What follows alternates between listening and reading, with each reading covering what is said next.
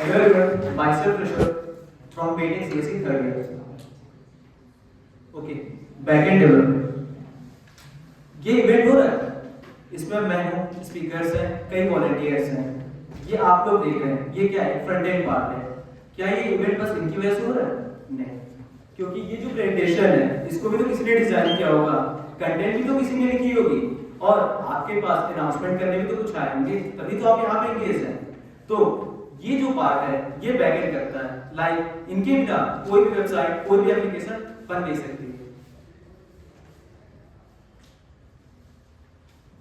अब देखो ये आइसबर्ग देख रहे हो ऊपर का, ये क्या है, एक फ्रंट एंड पार्ट है, और जो नीचे का आइसबर्ग है वो एक बैकएंड पार्ट है। वो क्या कर रहा है, उसको स्ट्रेंथ कर रहा है कि अगर हमारा फ्रंट एंड रेडी है तो क्या वो डिप्लॉय होगा, तभी होगा जब उसमें बैकएंड रेडी होगा। अब इसको कुछ टेक्निकल टर्म में देखते हैं।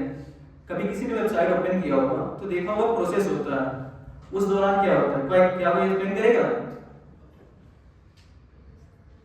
ठीक है, देखो एक रिक्वेस्ट जाती है सर्वर पे, सर्वर क्या होगा मैं बता रहा हूं, ठीक है। सर्वर पे रिक्वेस्ट जाएगी, उस सर्वर ने उस पे रिस्पांस भेजेगा कि उस यूजर को ऑथेंटिकेट करें कि ना करें, या फिर उसको क्या इन्फो देनी है वो वहां से डिसाइड होगा। तो वो जो प्रोसेस हो रहा है बैकएंड पे कि आपने क्लिक किया, वो वहां सर्वर पे गया, सर्वर से रिस्पांस बन के आया, ये सारा प्रोसेस बैकएंड का है। देखो तीन की कंपोनेंट होते हैं, सर्वर, डेटाबेस और एपीआई। सर्वर क्या है, एक इंडिपेंडेंट बॉडी जिसपे आपका यूजर अगर कहीं क्लिक कर रहा है, कोई भी वेबसाइट पे कोई भी फंक्शन करना चाह रहा है, तो वहां से वो रिक्वेस्ट सर्वर पे जाएगी, सर्वर डिसाइड करेगा उसको ऑथेंटिकेट करे, क्या इन्फो देना है वो देगा, देन वो रिक्वेस्ट का जो रिस्पांस होगा वो सर्वर पे। अब देखो ये सारी चीजें कहीं तो स्टोर हो रही होंगी, दैट्स डेटाबेस। डेटाबेस में क्या होगा, सारे के सारे जो भी कोड है, जो भी डेटा है वो सारे स्टोर होंगे। It's like a refrigerator. Now API, अब ये बताओ किसी क्लाइंट को कोई भी डेटा एक्सेस करनी है तो क्या क्लाइंट जाएगा सीधे सर्वर के पास, या फिर सर्वर उठ के जाएगा डेटाबेस के पास कि डेटाबेस मुझे तुम अपना डेटा। इनके बीच में होता है एक मीडिएटर जिसको कहते हैं एपीआई। अब एक एक करके एक्सप्लेन करते हैं। सर्वर ये क्या करता है मैंने एक्सप्लेन कर दिया। अब इसको देखो कैसे हम कर सकते हैं। अगर आप किसी रेस्टोरेंट में जाते हैं, वहां पे पिज्जा आपने ऑर्डर किया, ठीक है। अब वो जो वहां का सिर्फ होगा वो डिसाइड करेगा कि आपको ऑर्डर देना है कि नहीं देना है। दैट सर्वर की रिस्पांस, आपने कुछ रिक्वेस्ट किया उसका रिस्पांस देगा कि नहीं देगा। अगर आपने कुछ अनऑथराइज्ड एक्सेस करना चाह रहा है तो सर्वर रिस्पांस नहीं देगा। नाउ डेटाबेस, डेटाबेस अगर आप कहीं पे भी कोई भी साइट ओपन करते हैं, like sign up page, login page, आपके सारे डेटा जो होते हैं वो वहां पे स्टोर होते हैं, ठीक है।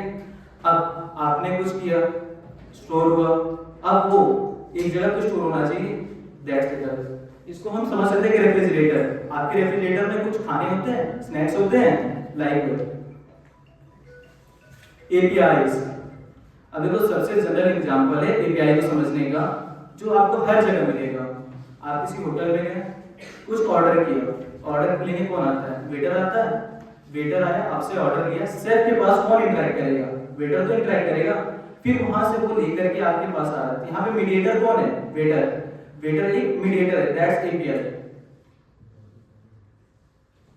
अब कुछ कॉमन टेक्नोलॉजीज हैं जैसे पाइथन, जावा, रूबी, पीएचपी और जावास्क्रिप्ट। मैं प्रेफर करता हूँ जावास्क्रिप्ट से, जिसमें आपको नोड.जेएस करना होगा, फिर आपको एक फ्रेमवर्क एक्सप्रेस सीखना पड़ेगा। और डेटाबेस में आप कुछ भी कर सकते हैं, माइएसक्यूएल भी कर सकते हैं जो कि रिलेशनल है, पोस्टग्रेसक्यूएल भी कर सकते हैं जो उसका और अपडेटेड वर्जन है, और अगर आप चाहें तो मोंगोडीबी जो सबसे इंपॉर्टेंट इस समय ट्रेंड में चल रहा है, मर्ज स्टैक डेवलपर, आपने सुना होगा, सुना है?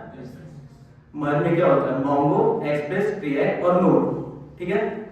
अब मोंगो आपको करना तो पड़ेगा डेटाबेस के लिए। फ्रेमवर्क्स क्या होते हैं, कोई डिफाइन करेगा?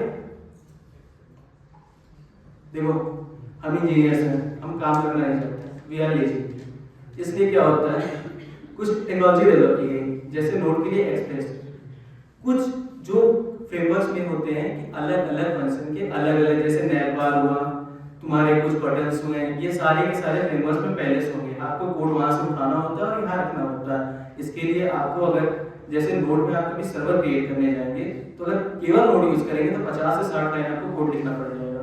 वही अगर उसका एक फ्रेमवर्क एक्सप्रेस यूज करते हैं तो 3 से 4 npm i npm run 3 से 4 लाइन में आपका रन हो जाएगा।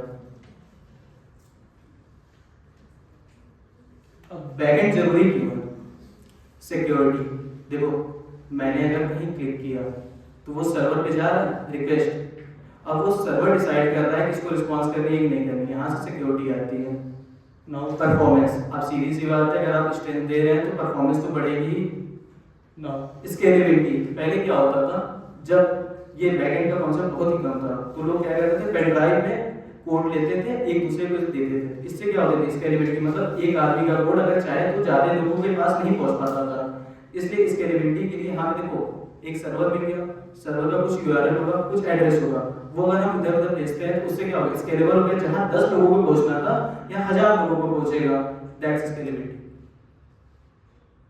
अब देखो बैकएंड डेवलपमेंट प्रोसेस क्या है, ये एक प्रोफेशनल प्रोसेस है। कुछ नहीं, तुमको अगर कोई फ्रंट एंड डेवलपर है उससे उसके रिक्वायरमेंट पूछने हैं कि आपको किस बटन पे क्या कराना है, ठीक है। फिर उसका एक डायग्राम बनता है जिसमें कि इस बटन पे ये है तो इस पे ये सर्वर से इंटरेक्ट करेगा, तो ये सर्वर इस डेटाबेस पे जाएगा, उस डेटाबेस से वो रिस्पांस आएगा सर्वर पे। देन इस बटन का ये एक लेआउट बनता है, आर्किटेक्चर, दैट्स इट। फिर अगर आपके पास आर्किटेक्चर हो गया, रिक्वायरमेंट हो गया, तब क्या करेंगे, कोडिंग करेंगे। उसके अकॉर्डिंग हम कोडिंग किया, फिर कोड कर लिया। अब वो कोड सही किया है कि नहीं किया, ये टेस्टिंग होगी। टेस्टिंग दो टाइप की होती है, एक अल्फा टेस्टिंग, एक बीटा टेस्टिंग। अल्फा टेस्टिंग कौन करते हैं, जो डेवलपर होते हैं जिन्होंने बनाया है कोड को, वो चेक करेंगे। और बीटा टेस्टिंग में कुछ स्पेसिफिक कम्युनिटी, प्ले स्टोर वगैरह पे देखा हो कुछ गेम के अर्ली एक्सेस मिल जाते हैं बीटा वर्जन करके, वही। नो अब टेस्टिंग भी होगी, अब तो रिलीज होगा ना, तो डिप्लॉयमेंट होता है। देन अगर डिप्लॉयमेंट हो गया तो कुछ बग्स आते हैं, कुछ नई एडिशनल फंक्शनलिटीज ऐड करनी होती है, उसके लिए मेंटेनेंस फेज आता है। अब रियल लाइफ एग्जांपल में देख सकते हो बैकएंड का रोल। ये साइट दिख रही है अमेज़न की, इस पे जो फीचर्स वगैरह हैं, जो भी तुम्हारे नेट बार है, स्लाइड बार है, तुम्हारे स्लाइड विंडोज हैं, ये सारे के सारे क्या फ्रंट एंड के पार्ट हैं।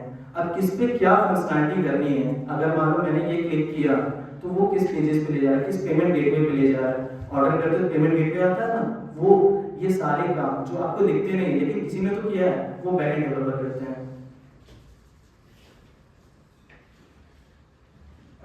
समरी क्या निकलेगी इसकी, बैकएंड डेवलपर जो है एक अनसंग हीरो है जिनकी ज्यादा चर्चा नहीं होती है, और यहाँ पे भी आप देखेंगे बहुत ही कम लोग होंगे जो बैकएंड डेवलपमेंट करते हैं। तो मैं आपको एडवाइस दूंगा कि आप अगर फ्रंट एंड कर रहे हैं तो बैकएंड भी कर लीजिए, एक अच्छा फुल स्टैक डेवलपर बनिए, जिससे आपके सारे काम आप खुद देखेंगे। अगर फ्रंट एंड वाला करके देगा तो आपको फ्रंट एंड वाला समझाएगा कि ये करना है। अगर आप पूरा प्रोजेक्ट करेंगे तो फ्रंट एंड तो किया ही आपने, अब आपको पता है किस बटन पे क्या फंक्शनलिटी लगानी है, किस फंक्शन पे क्या फंक्शनलिटी देनी है, तो दैट्स द बैकएंड। आपको इसीलिए कह रहा हूं फुल स्टैक डेवलपमेंट करें। और इसके क्या समरी निकल रही है, हमें सिक्योरिटी मिल रही है, परफॉर्मेंस अच्छी मिल रही है, और ये स्केलेबल अच्छा हो जाएगा। और कुछ कॉमन टेक्नोलॉजीज हैं, जैसे अगर आप जावास्क्रिप्ट तो करेंगे, जावास्क्रिप्ट के साथ मैं सजेस्ट करूंगा नोड.जेएस कर लीजिए, फिर फ्रेमवर्क एक्सप्रेस.जेएस सीख लीजिए, मोंगोडीबी मरकर कर लीजिए। आप फुल स्टैक डेवलपर के एक स्टेज को क्रॉस कर लेंगे, फिर आप प्रोजेक्ट बनाएंगे। Thank you guys.